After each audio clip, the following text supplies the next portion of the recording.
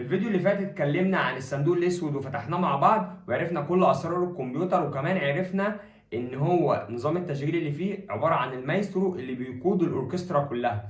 بس في حاجه بقى جديده النهارده هنتكلم عنها، وهي ايه؟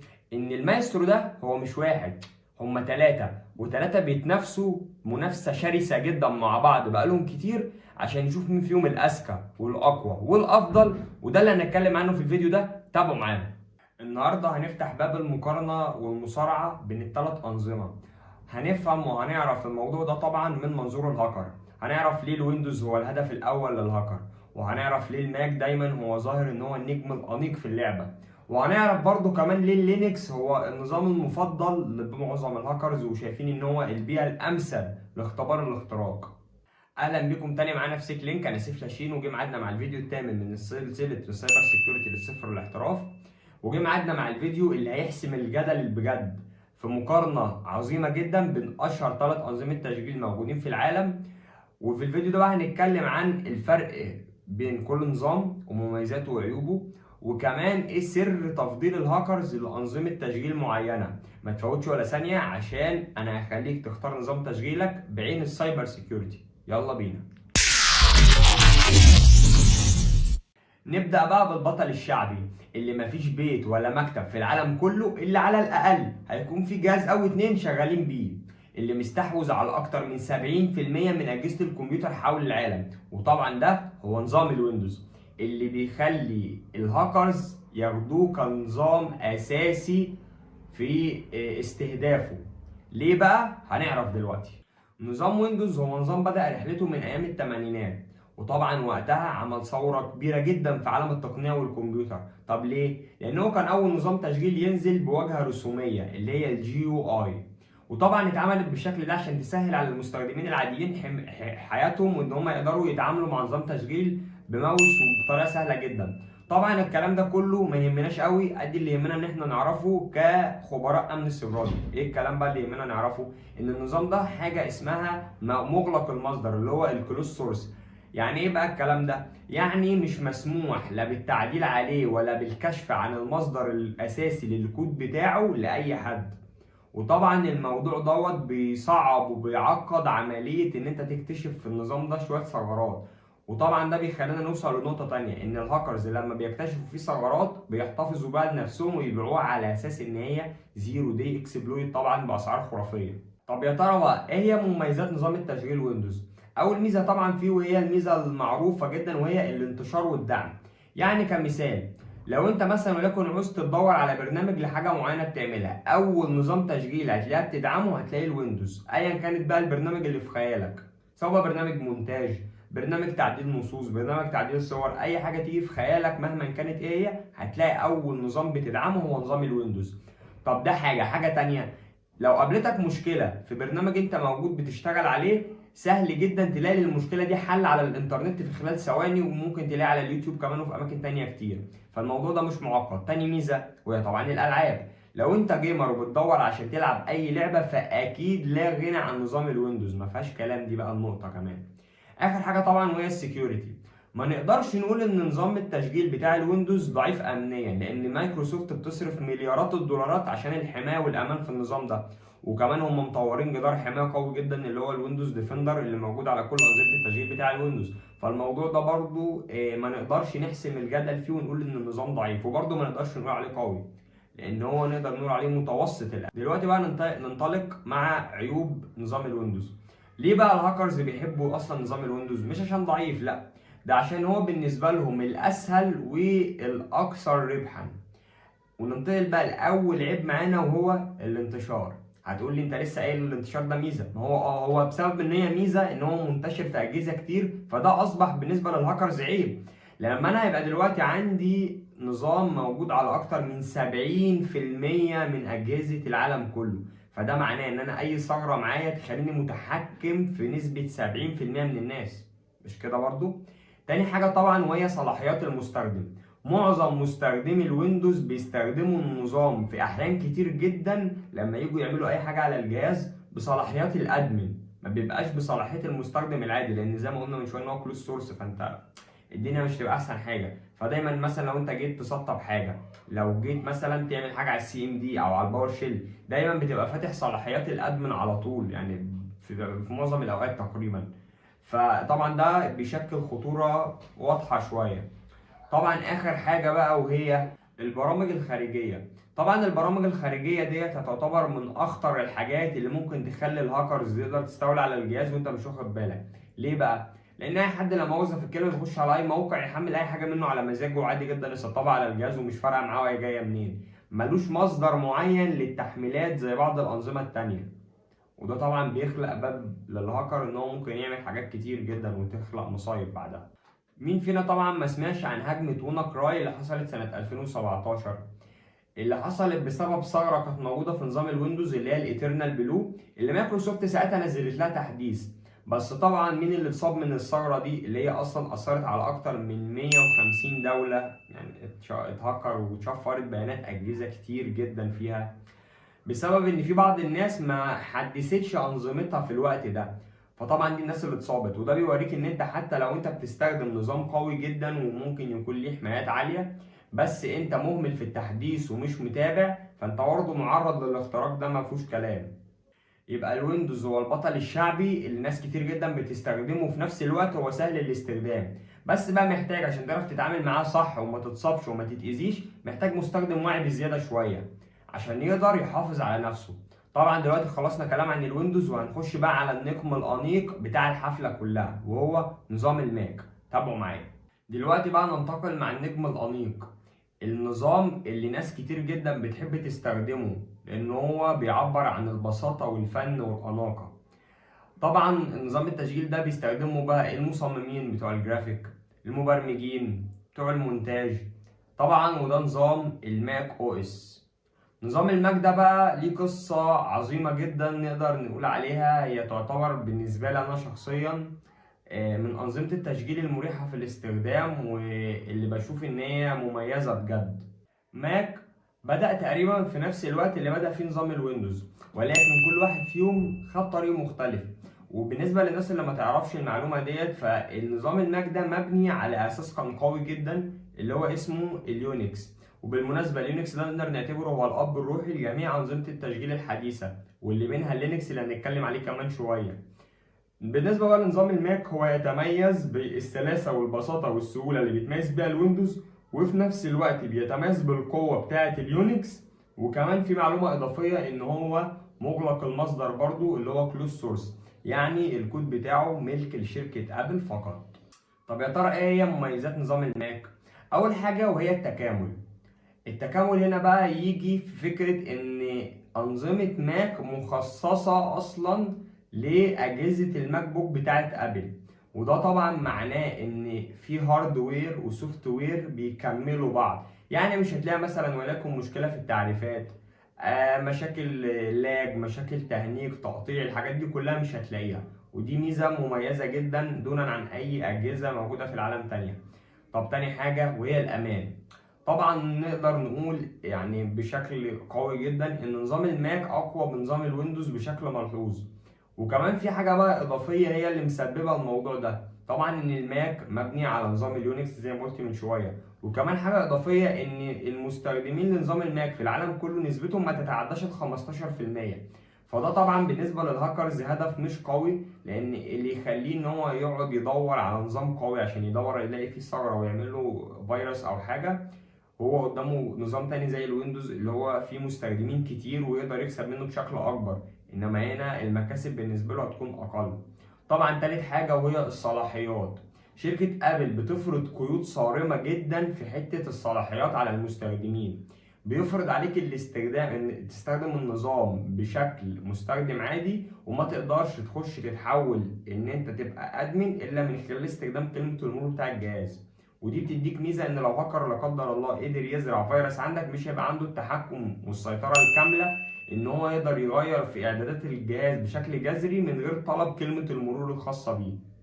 طب هل بقى معنى الكلام اللي احنا قلناه ده كله ان نظام الماك ده يعني نظام منيع بنسبه 100%؟ لا طبعا، لان مفيش حاجه اسمها امان مطلق بنسبه 100%، ولكن الهاكرز بيتعاملوا مع النظام ده بطريقه مختلفه شويه. وده اللي ياخدنا بقى لعيوب نظام الماك. اول حاجه طبعا وهو الهاكرز الاذكياء، لان في حالتنا هنا بنتكلم على نظام الماك، انت بتتكلم عن نظام المستهدفين فيه يا اما رؤساء شركات يا اما ناس في مناصب كبيره. وفي الحالات اللي زي كده الهاكرز محتاج يكون ليفل الاحتراف بتاعه اعلى شويه بشكل ملحوظ عشان يقدر يستغل ثغره ويستهدف الفئه دي من الناس، لان هو عارف ان المستخدمين مش ناس كتير. ففي الحاله دي وبيكون استهدافه مخصص لناس معينه بعينها. طب تاني حاجه، البرامج المزيفة. طبعا في الحالة ديت الهاكر بيحاول يغريك ببرنامج من مصدر غير موثوق، زي مثلا برنامج بيكسر لك الحماية بتاعة الجهاز، برنامج بيقدم لك خدمة معينة. وطبعا بمجرد انت ما بتحمله وبتشغله عندك على الجهاز انت كده بتديله المفتاح بايدك. في 2019 انتشر فيروس اسمه شلاير مالوير.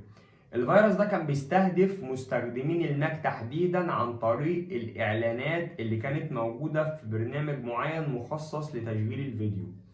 في هنا الهاكرز قدروا يستغلوا الثغرة ديت عشان بيستخدموها ويقدروا بيها يتخطوا حماية وقيود نظام الماك. وده بيوريك ان حتى برضو لو كان النظام قوي بس بدون وعي من المستخدمين بشكل كافي، ده يؤديك ان انت ممكن تتعرض لاختراق مهما كان نظام التشغيل اللي انت بتستخدمه. وبكده نكون اتكلمنا عن نجمنا الأنيق اللي القوي اللي فعلا فيه مميزات جبارة وممتازة بجد. وننتقل دلوقتي على ابن عمه اللي هو نظام اللينكس. تابعوا معايا لأن الجزء ده مهم جدا من الفيديو. دلوقتي وصلنا للنظام الأخير في سلسلة النهاردة، النظام اللي بنعتبره المحارب الغامض بين أنظمة التشغيل كلها، واللي بيتم استخدامه من خلال الهاكرز الأخلاقيين واللي بيثير الرعب للهاكرز الغير أخلاقيين. وطبعا الكلام ده كله بيدور حوالين نظام اللينكس. نظام لينكس بدأ في التسعينيات على يد طالب فنلندي كان اسمه لينوس تورفالدس. الطالب ده كان هدفه ان هو يعمل نظام مجاني بالكامل، وكمان بقى لأول مرة يعمله مفتوح المصدر، يعني الكود بتاعه متاح لأي حد يقدر ان هو يعدل عليه ويصلح الأخطاء الأمنية بنفسه. وطبعا النقطة دي كانت مميزة جدا جدا جدا بسبب ان هو كان مبني على نظام يونكس اللي هو القوي والقديم اللي كان موجود قبل منه. وكمان في حاجة تانية، ده خلى ان بسبب ان هو الكود بتاعه مفتوح المصدر ان امهر المبرمجين وخبراء الامن في العالم كله يخشوا ويعدلوا ويصلحوا الاخطاء الامنية اللي موجودة فيه بشكل مستمر. وطبعا ده يخلي ان الهاكرز لو حد حاول ان هو يعمل عملية اختراق للنظام ده بيكون الموضوع صعب، لان طبعا ايجاد الثغرات واصلاحها بيكون بشكل اسرع عن بقية الانظمة بسبب ان النظام ده طبعا مفتوح المصدر، وبكده بيصعب الوصول على الهاكرز بشكل اكتر. طب يا ترى بقى ايه هي المميزات الخاصة بنظام لينكس؟ اول حاجة طبعا وهي ان هو مفتوح المصدر، وده معناه طبعا زي ما قلت من شوية تصليحات اخطاء وتصليحات ثغرات بشكل مستمر واسرع عن بقية الانظمة التانية. وكمان دي ميزة بتخليه ان في تقليل من خطر الاصابة بفيروس خطير زي مثلا الزيرو داي. تاني حاجة طبعا وهي الصلاحيات الصارمة. الشركة اللي مصممة النظام ده بتخلي ان المستخدم في حالته العادية بيكون مش قوي كفاية. فطبعا ده في حالة ان لو المستخدم ده اتصاب بفيروس، الفيروس مش هيتفشى في جهازه كله ويسبب له ضرر قوي، لا، هنا بيبقى في تحكم شوية في الحتة بتاعت الصلاحيات. ولازما طبعا زي ما قلت عشان تقدر تستخدم النظام بالنظام الجذر اللي هو الروت، لازما بتحتاج ان انت تدخل كلمة المرور، وعن طريق طبعا الامر اللي هو بتاع سودو، او يعني المهم في المطلق انت لازم تستخدم يعني سودو وكلمة المرور عشان تستخدم النظام على هيئة على هيئة الروت، غير كده مش هتعرف. وده زي ما قلت برضو الحالة اللي بتخلي الفيروسات ما تنتشرش في الجهاز بشكل قوي. تالت حاجة طبعا وهي ايه التخصيص اللي هو الكستمايزيشن. الميزة بقى القوية بجد اللي موجودة في لينكس ان هو مش موجود من مجرد نظام واحد كده اي حد يستخدمه، لا، هم عاملين لكل حاجة يعني لكل تخصص نظام. يعني كأمثلة مثلا عشان اوضح الكلام ده، لا ليكن مثلا حد عايز يشتغل ايثيكال هاكر اللي هو في السايبر سيكيورتي مثلا معمول له توزيع زي الكالي لينكس. حد تاني عايز يشتغل في البرمجة معمول له توزيع زي ديبيان. حد تالت عايز يستخدم اللي هم الناس المستخدمين العاديين معمول توزيع زي لينكس مينت. فالحالة ديت بتخليك ان انت عندك حرية الاختيار بين الحاجة المناسبة ليك بدون قيود مفروضة عليك، او فرضا ان انت تستخدم نظام معين بشكل ان هو ده بالعافية. اخر حاجة بقى وهي التيرمينال الطرفية. سر حب الهاكرز القوي قوي للينكس هو قوة التيرمينال بتاعته. وكمان فكرة السايبر سيكيورتي أصلا قايمة على أدوات كتير جدا بتخدم الهاكرز الأخلاقيين في نظام اللينكس، اللي هو زي توزيع الكالي زي ما قلت من شوية. فعشان تتحكم بقى في الأدوات والحاجات دي كلها بشكل كامل وتديك تحكم قوي بجد، أنت بتحتاج تتحكم فيها كلها من خلال التيرمينال. يعني ده أسهل وأسرع حاجة ممكن تخليك تستخدم الأدوات بشكل كويس جدا، وده السبب القوي اللي بيخلي محترفين السايبر سيكيورتي بيحبوا يتعاملوا معاه عشان التيرمينال اللي فيه. وهنا بقى نيجي عشان نجاوب على السؤال السبب الحقيقي اللي فعلا بيخلي الهاكرز يحبوا نظام لينكس. مبدئيا كده النظام دوت بيدي تحكم كامل مكمل للمستخدم. يعني ما بيفرضش عليك اي نوع من انواع القيود خالص، انت تقدر تتعامل بحرية مطلقة في النظام. عندك كمان ادوات كتير جدا جاهزة بتجيلك مع النظام نفسه، وبتخليك تتحكم فيها وفي النظام بكل اريحية. وطبعا زي ما قلت ان كل حاجة بتكون مفتوحة المصدر، يعني عندك الصلاحية كمان ان انت تعدل لو انت عندك خبرة اكبر او تفكير اوضح، لان انت تقدر تعمل حاجة. وكمان في فكرة ان هو ليه اكتر من توزيعة. يعني مثلا بتوع السايبر سيكيورتي ممكن بدل ما يستخدموا مثلا بيئة زي الكالي لينكس، ممكن يستخدموا كمان نظام الباروت او اس. ودي بتديله قوة إضافية برضو إن هو ممكن يبقى عنده أكتر من جهاز، وكل جهاز منهم شغال بتوزيعة مختلفة وبيتعامل بينهم بسلاسة وبربط. كمان في حاجة بقى مهمة، إن معظم البنية التحتية للشبكة بتكون مبنية برضو بنظام اللينكس. يعني عشان تحاول تخترق الشبكة لازم تكون انت فاهم اللينكس قوي، وده طبعا موضوع مش سهل وصعب ومحتاج ناس محترفة تقنية عشان تقدر توصل لمستوى ومرحلة زي ده. وده طبعا بيدي طبقة أمان إضافية بالنسبة للمستخدمين. طبعا بعد ما ذكرنا كل مميزات اللينكس وكل القوة اللي بيتمتع بيها دي، نيجي بقى طبعا للجانب المظلم أو السلبي للنظام. طبعا مفيش نظام قلت ان هو امن بنسبة 100%، لازم أن يكون في على الاقل ولو غلطة صغيرة. احنا هنا بقى دلوقتي هنتكلم عن الغلطة الصغيرة الخاصة بنظام لينكس دي. مبدئيا كده المستخدمين عشان يقدروا يتحركوا على النظام بحرية مطلقة، وزي ما قلت من شوية ان الدنيا تبقى موجودة معاه بشكل سلس وقوي، هو للأسف لازم أن يكون بيتحرك في كل الأحوال بنظام الجذر أو الروت. وده طبعا بيخليه ان هو لو عمل خطأ ولو قد كده او اعداد غلط في النظام او فيروس جه في الجهاز كده، المستخدم ده يبقى راح في 60,000 داهية. لان الهاكر في الحالة ديت هيكون دخل بالصلاحية اللي المستخدم الحالي موجود عليها، اللي هي طبعا صلاحية الروت، ومش هيتعب في اي حاجة. او لو عمل اعداد غلط في النظام طبعا بدون خبرة او بدون وعي، فكده يبقى النظام شكرا بالسلامة، لأن ممكن حرفيا يحذف ملفات النظام كله ويصفره ويخليه على الصفر. لأن هو طبعا زي ما قلت من شوية معاه تحكم كامل مكمل في النظام. طول ما أنت معاك صلاحيات الروت أنت ممكن تعمل أي حاجة لدرجة إن أنت تدمر النظام نفسه. ودي حاجة نقدر نعتبرها سلاح ذو حدين شوية. وده بيوصلنا لنقطة إن أنت عشان تقدر تستخدم نظام زي لينكس لازم أن يكون عندك وعي تقني قوي. يبقى لينكس هو المحارب الغامض القوي اللي بيحتاج مستخدم فاهم وعارف كويس جدا هو بيعمل ايه عشان يقدر يتعامل معاه بشكل صحيح. وكمان احنا كده ذكرنا المميزات الخاصة بيه والعيوب الخاصة بيه، وكده يعتبر خلصنا الكلام عن الثلاث أنظمة. دلوقتي بقى جه وقت الحسم. خلاصة الموضوع بقى في المقارنة النهائية دلوقتي. طبعا دلوقتي عشان نقفل الحسم في الموضوع ده، اللي هو بالنسبة لي أنا والله بشوف إن هو أحيانا بيكون موضوع محير بجد.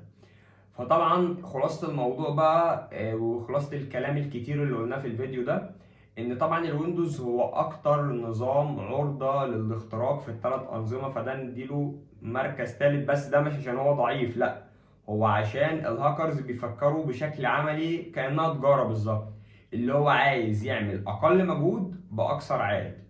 وطبعا يجي في المرتبة التانية بعده نظام الماك اللي بيديك سلاسة وأمان واستقرار، طبعا بفضل أساسه القوي اللي هو اليونكس. فلو في مستخدم عايز يستخدم نظام يكون قوي وآمن وكمان سلس في الاستخدام، فطبعا نظام الماك هيكون هو الملك بالنسبة له. اخر حاجه طبعا واللي هو فعلا كسب في الجوله ديت يعني بشكل واضح طبعا هو نظام اللينكس. ولكن هنا يجي نقطه برضو مهمه، هو عايز شخص عنده خلفيه تقنيه قويه عشان يقدر يتعامل معاه، لان هو كده في الحاله دي هو مش موجه للمستخدمين العاديين. فبصراحة الموضوع ده بالنسبة لي زي ما قلت هو بجد موضوع محير جدا. ولكن في نقطة أخيرة هتكلم عنها قبل ما أقفل الفيديو.